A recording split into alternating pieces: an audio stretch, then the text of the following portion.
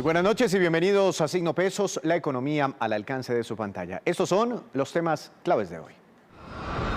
Vuelven las ferias presenciales. Corferias se alista para reanudar los encuentros de negocios y las exposiciones comerciales en su recinto de la capital de la República.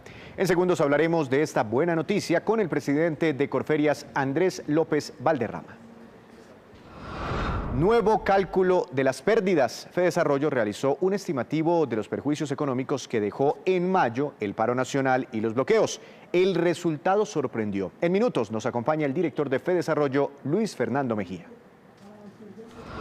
Crece el mercado de las mascotas. Los perros y los gatos no solamente son criaturas muy queridas en los hogares, sino también una fuente de ingresos para muchas empresas. Juan Fernández nos cuenta hoy sobre este segmento comercial que mueve millones de dólares.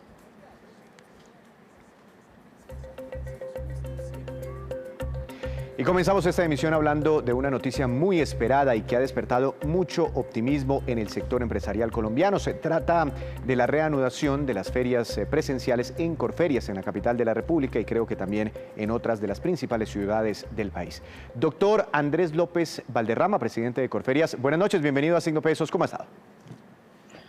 Muy buenas noches, Víctor. Gracias por esta invitación y para poder compartir efectivamente esta gran noticia, que uniéndonos a toda la estrategia de reactivación económica, tanto del gobierno nacional como del gobierno local, hemos preparado un portafolio de ferias sin igual para apostarle precisamente al fortalecimiento de nuestras empresas. ¿Y cuáles son esas ferias que están dentro del portafolio? ¿Cuántas son y más o menos en qué fechas las tendríamos? Estamos hablando de un portafolio de cerca de 26 ferias. Vamos a empezar con una muy importante en el sector de turismo, ahora el 16 de junio.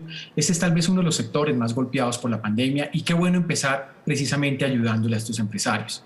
Posteriormente seguiremos con el sector inmobiliario, que es uno de los sectores más relevantes en términos de generación de riqueza, de generación de empleo. Y vamos a seguir entonces con ese sector de la mano de aliados tan importantes como lo que es Camacol y la lonja de propiedad raíz.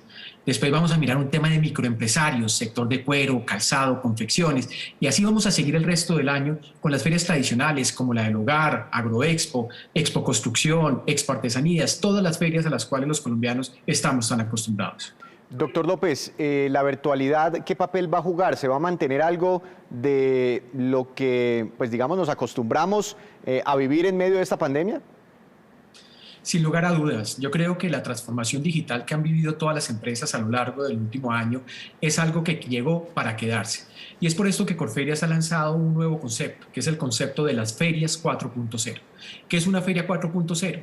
Vamos a estar en nuestro encuentro presencial, haciendo negocios cara a cara, construyendo relaciones, construyendo confianza, pero vamos a tener una extensión de esa feria 365 días al año.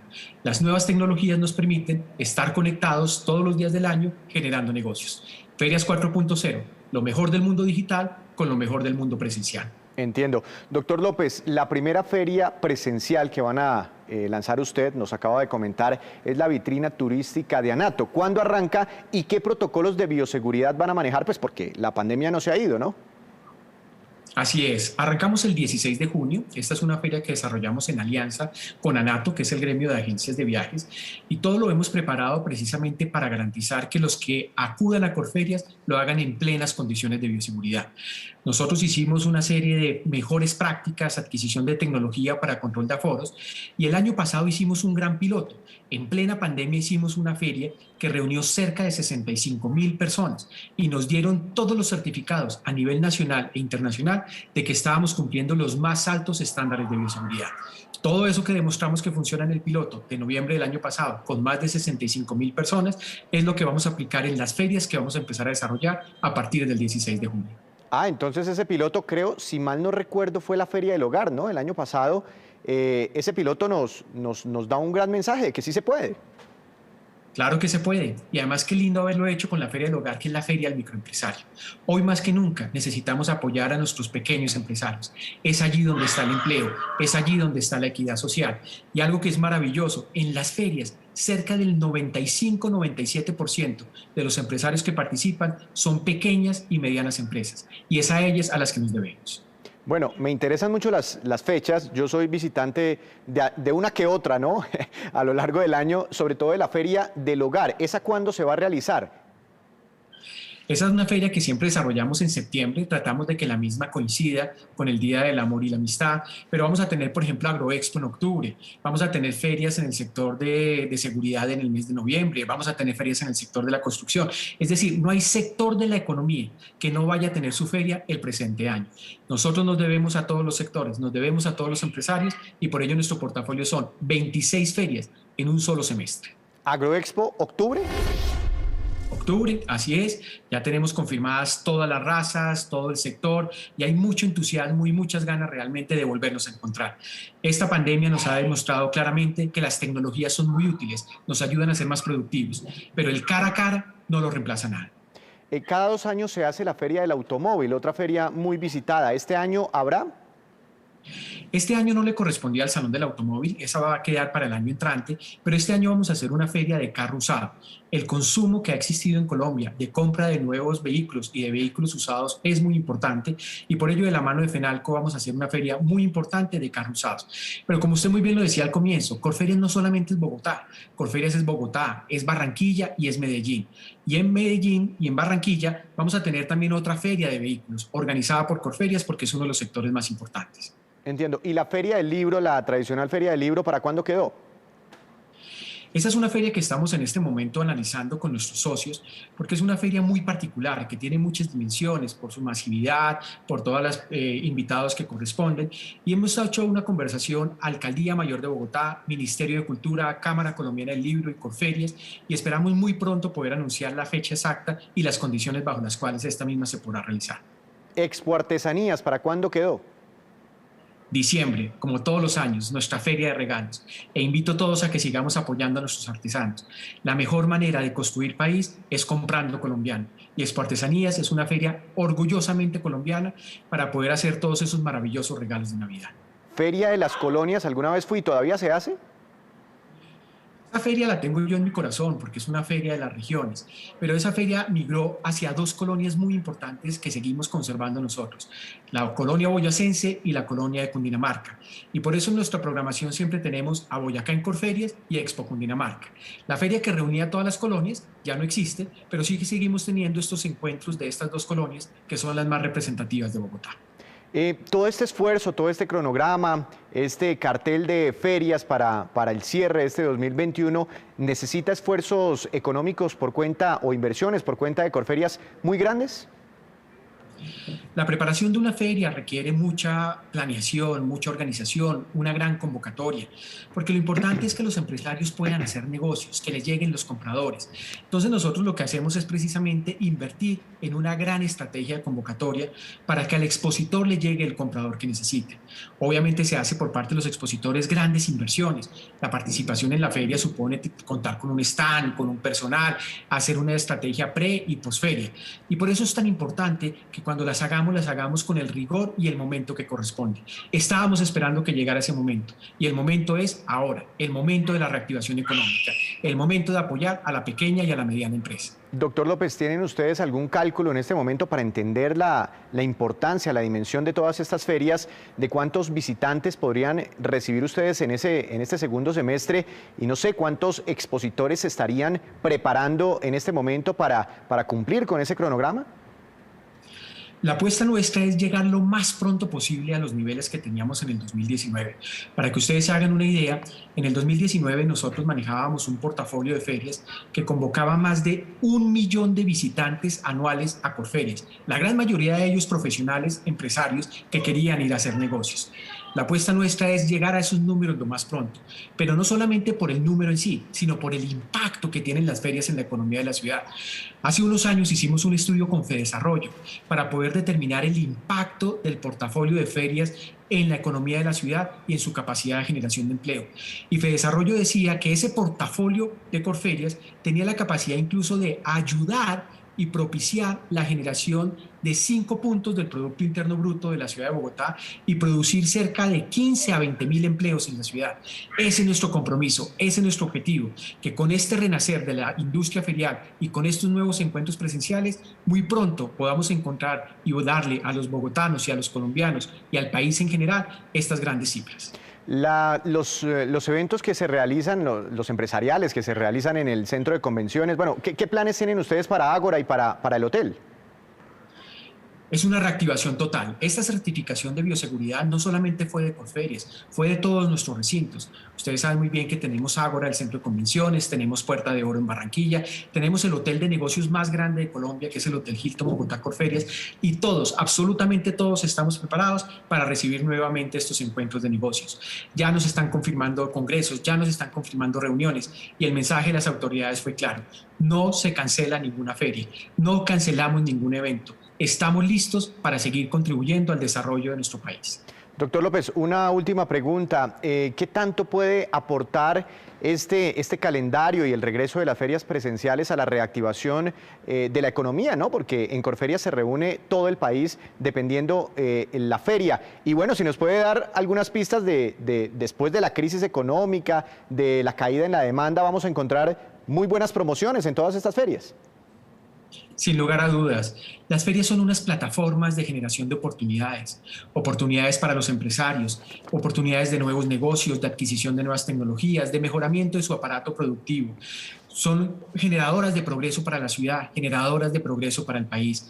Y por ello, con gran entusiasmo, la alcaldesa mayor de Bogotá, el Ministerio de Comercio, el gobierno nacional como un todo y todos los líderes empresariales y los gremios del país estaban pidiendo a gritos que volvieran las ferias.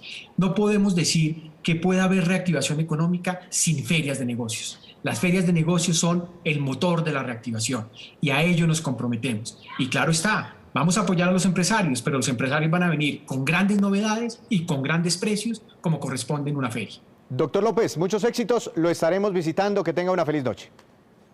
Muchísimas gracias y cuenten con Corferias, ese gran generador de oportunidades y progreso para nuestro país. Pues este anuncio, muchas gracias doctor López, este anuncio ha generado mucho optimismo en la economía, en el segmento empresarial. Hacemos con esta entrevista nuestra primera pausa, pero cuando regresemos esperen, un banco está ofreciendo más de 220 vacantes para profesionales y entre esas vacantes algunas para jóvenes sin experiencia. Ya les contamos cuando regresemos. Regresamos a Signo Pesos. Uno de los meses más difíciles para el empresariado colombiano ha sido el de mayo por los bloqueos que prácticamente han paralizado a la mayoría de actividades económicas en nuestro país. Doctor Luis Fernando Mejía, director de FEDesarrollo, buenas noches. Gracias por estar aquí nuevamente en Signo Pesos. ¿Cómo ha estado? Hola Víctor, muy buenas noches, gracias por la invitación, un saludo muy especial para todos los que nos están viendo. Doctor Mejía, ya tienen ustedes un cálculo, según un estudio que estuve mirando en horas de la tarde, sobre el impacto económico de este mes de mayo de bloqueos. ¿Por qué no nos cuenta las cifras? Así es, Víctor, justamente terminado el mes de mayo y con base en algunos de los indicadores más importantes, en particular, qué pasó con el abastecimiento de alimentos en los principales centros mayoristas del país, en donde tuvimos una caída cercana al 19% en el mes de mayo. También miramos qué pasó con la demanda de energía no regulada, especialmente lo que tiene que ver con los industriales y los grandes usuarios, que también vimos una caída cercana al 10%. Y además utilizamos también la base del impacto económico del paro camionero en julio del 2016, que también tuvo un impacto importante en la economía colombiana. Y con base entonces en los indicadores líderes, llegamos a la conclusión, Víctor, de que este paro nacional generó un costo económico entre los 4.8 y los 6.1 billones de pesos solamente en el mes de mayo. Naturalmente, en la medida en que se extiendan en el tiempo los bloqueos que se han presentado en algunas de las cadenas alimentarias, industriales y comerciales, pues naturalmente este costo podría ser mayor, pero por ahora ese es el rango de estimativos que tenemos en este paro nacional. Máximo 6,1 billones de pesos, pero doctor Mejía, ¿cómo hicieron ustedes este cálculo? Porque, o no sé si el gobierno nos esté cañando, pero nos hablaron de una cifra de pérdidas diarias de 484 mil millones de pesos. Y pues si uno más o menos saca el cálculo de mayo, ya estaríamos hablando de más de 12, 13 billones de pesos de pérdidas por los bloqueos, porque es su cifra significativamente menor a la que nos ha venido comentando el gobierno nacional. Pues Víctor, mire, no conocemos muy bien la metodología, el detalle de lo que hizo el gobierno nacional. Entiendo que hizo algunas consultas con los gremios de producción, sin embargo no conocemos, no hay un documento técnico sobre la metodología. Lo que le contaba ahora Víctor, nosotros sí tenemos básicamente dos datos muy precisos, que son primero qué pasó con el abastecimiento de alimentos, como le contaba antes, tuvo una caída del 19.3% en el mes de mayo frente al mes de mayo del 2019 para evitar las comparaciones durante la pandemia, y también lo que pasó con la demanda de energía. Con base en esa magnitud de la caída del abastecimiento de alimentos y la demanda de energía no regulada, nos fuimos a mirar qué pasó efectivamente en el crecimiento económico en el paro camionero de julio del 2016. Y con base en ese estimativo y la magnitud de las cifras que tenemos ahora en el mes de mayo, podemos hacer esta comparación o esta extrapolación de las cifras que, como le digo, en el máximo estarían en el 6.1 billones de pesos. No conocemos entonces la metodología del gobierno nacional y por eso no le podría dar, digamos, cuál es la diferencia fundamental de nuestros cálculos frente a los que ha presentado el gobierno. Doctor Mejía, algunos de los invitados que hemos tenido aquí en Signo Pesos en los últimos días nos han dicho que esta crisis de mayo es casi que comparable o podría ser inclusive peor al momento más difícil por la pandemia el año pasado. Estos 6 billones de pesos, para ponerlos en un contexto, ¿qué tan grande es esta cifra? ¿Cómo nos podemos comparar, por ejemplo, con la crisis generada, histórica crisis generada el año pasado cuando llega la pandemia y cerramos la economía?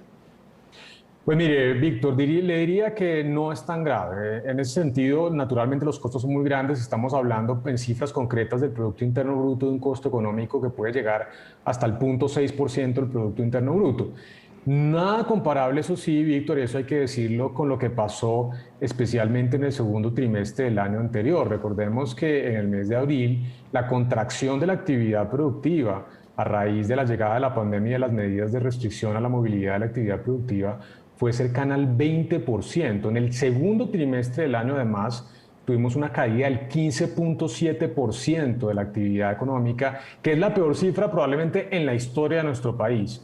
Entonces, por eso también en nuestro estudio, en este comunicado, Víctor, nosotros de manera tal vez sorpresiva para algunos, decimos que incluso podríamos estar subiendo el pronóstico de crecimiento para este año. ¿Y por qué?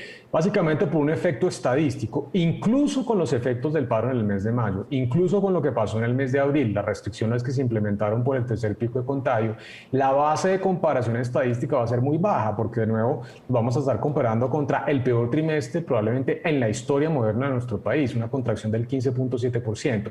Entonces, cualquier medio normalidad, incluso con las afectaciones producto del paro nacional y producto del tercer pico de contagio, va a generar un crecimiento muy importante de la actividad productiva en el segundo trimestre. Sin embargo, el riesgo grande, Víctor, es que estemos en una situación de crecimiento sin generación de empleo, un crecimiento netamente estadístico, una comparación contra un segundo trimestre del año pasado que fue desastroso, pero con unas dinámicas del mercado laboral que no van a verse reflejadas de la misma forma como sí seguramente se van a ver en las cifras de crecimiento económico para el segundo trimestre del año. ¿Y cuál es el pronóstico de crecimiento económico desde Fedesarrollo para este año y a cuánto lo podrían mover? ¿Cuál podría llegar a ser la nueva cifra?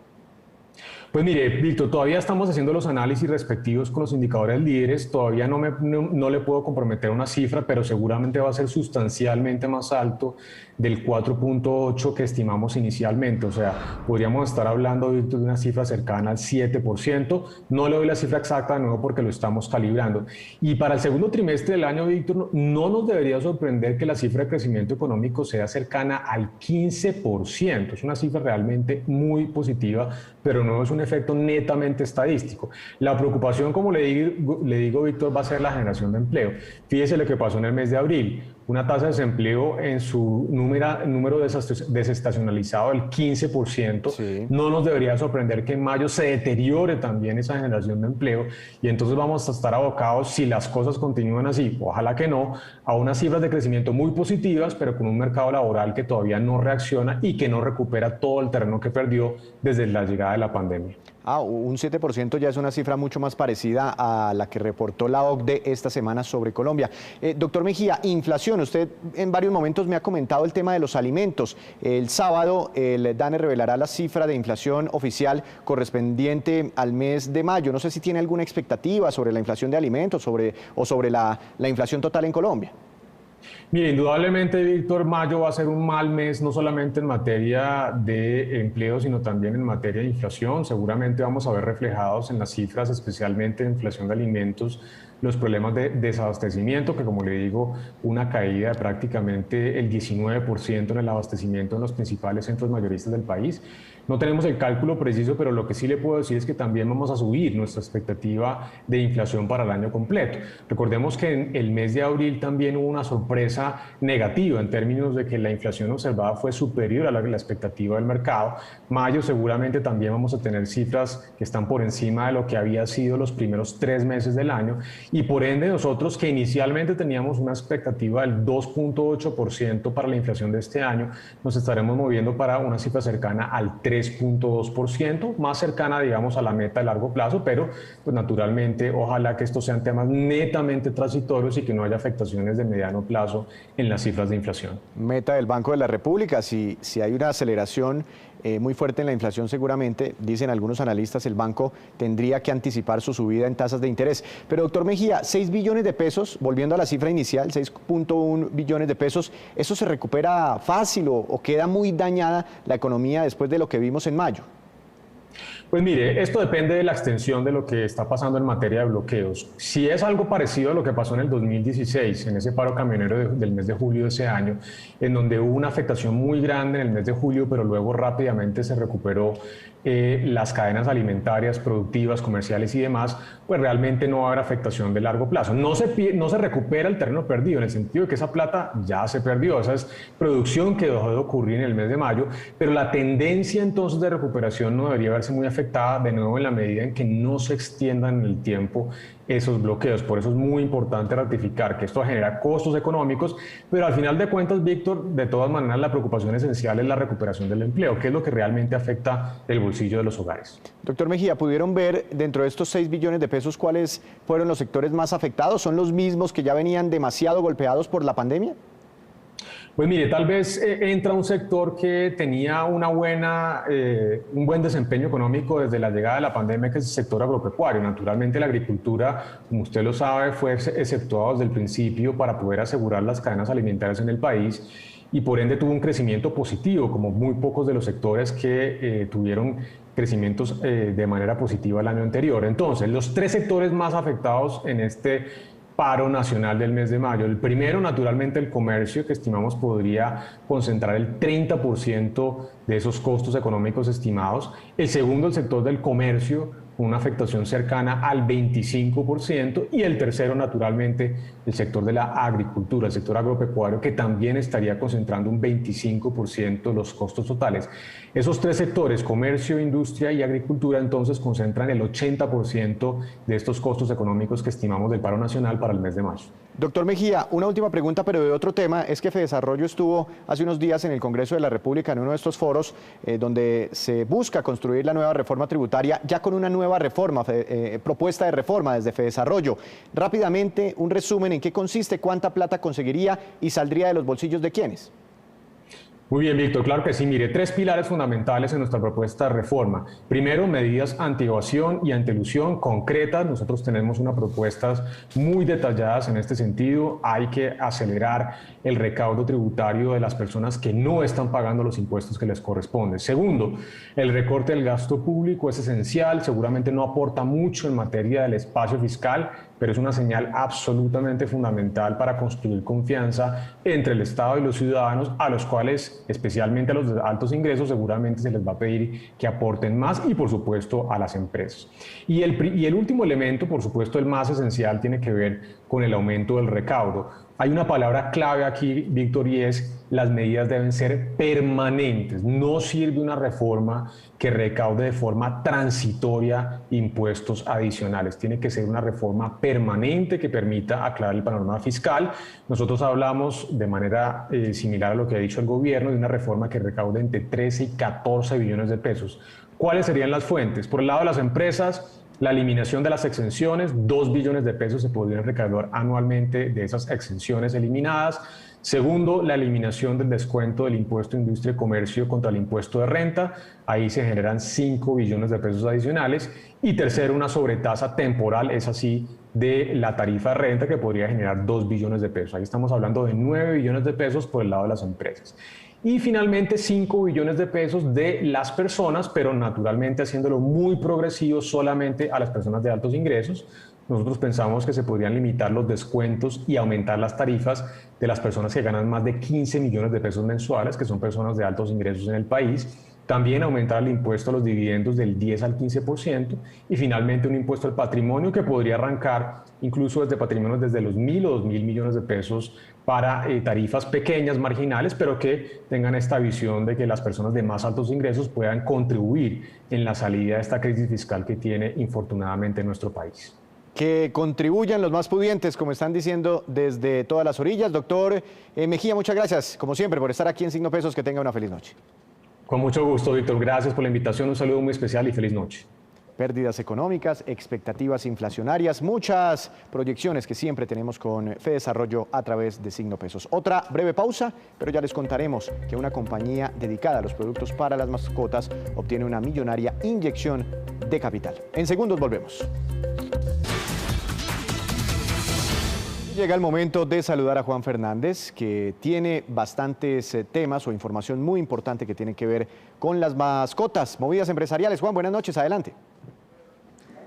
Víctor, buenas noches. Hoy le voy a hablar de negocios relacionados con mascotas y la forma en la que Laika, lo que empezó como un emprendimiento para atender ese mercado, es hoy una de las compañías con mayor futuro en la industria, y le hablo de ella porque están cerrando un nuevo financiamiento compuesto por 5 rondas por $12 millones, que se suman a $5 millones levantados hace un año, con los que completan un total de $17 millones, unos 62.000 millones de pesos. Laika, esta plataforma colombiana que se dedica a comercializar productos y servicios para mascotas, crece a tasas de más del 25%, con unas 5.000 referencias de productos para mascotas y unos 20 servicios como baño, paseadores, colegios, veterinarios, funeraria, medicina prepagada, entre otros. Y ha despertado, por supuesto, el interés de múltiples inversionistas. ¿Y en cuáles mercados está presente Laika? Mire, opera en Colombia, Chile y México. Sus pedidos superan los 350.000 al año, con más de 70.000 clientes. Fue fundada en 2017 por los hermanos Manuela y Camilo Sánchez, junto a Andrea González y Tulio Jiménez. Y esos nuevos $12 millones que cerraron irán seguramente a desarrollar más tecnología, fortalecer operaciones y nuevos centros de distribución en los países en los que están presentes, donde de planta deben tener no menos, por ejemplo, de 40 veterinarios que complementan su oferta de servicios. El de las mascotas, con todas esas aplicaciones que facilitan la vida de quienes las tienen, es un mercado en crecimiento, desde las que ofrecen pasear las mascotas o las que llevan alimento a domicilio. Y sucede porque en Colombia hay más de 5 millones de mascotas, lejos de países como Brasil, donde hay 130 millones, pero hay oportunidades enormes. Hay oportunidades, Juan, pero ¿cómo se comporta el mercado de los productos y servicios para mascotas aquí en Colombia? Fíjese que en los últimos 5 años el mercado ha crecido un 85%, mueve unos 3,5 billones de pesos, y es el alimento para mascotas el que más se mueve. Se producen fácilmente 500.000 toneladas al año en aplicaciones como Rappi, por ejemplo. La categoría mascotas crece al 20% regularmente. Más datos, si quiere, le doy para ver el tamaño de ese negocio. El 63% ha crecido el gasto de los hogares en mascotas. 4.4 millones de hogares en Colombia tienen un gato, un perro o los dos. Y esta, pues, es la movida de hoy, Víctor, sobre aplicaciones y mascotas y, por supuesto, esta historia de Laika. Juan, muchas gracias. Lo esperamos mañana para cerrar la semana con movidas empresariales. Y ahora vamos con estos que son los indicadores económicos que usted siempre debe conocer antes de irse a dormir. Tasa representativa del mercado que regirá para mañana será de 3.657 pesos con 41 centavos. Subió el dólar 15 pesos con 12 centavos. El petróleo de referencia Brent para nuestro país cayó muy poco, se mantiene en máximos de 2 años. Bajó 0,1%, se ubica por encima todavía de los $71 por barril. Precio interno del café colombiano bajó y quedó en promedio a 1.417.000 pesos por carga. Índice MSCI Colcap de la Bolsa de Valores de Colombia subió 0,82%, acción más valorizada con Concreto, con una ganancia de 2,56%, y la acción que más cayó fue la del Banco AB Villas, con un retroceso de 2,75%. Y antes de despedirnos, los dejo con este dato. El Banco BBVA anunció que tiene disponibles vea muy bien, 220 vacantes en Colombia para contratar profesionales. Estas oportunidades están dirigidas principalmente a ingenieros de sistemas, desarrolladores y expertos en ciberseguridad. Además, está brindando 20 vacantes para jóvenes que apenas están buscando su primer empleo, es decir, que no tengan experiencia.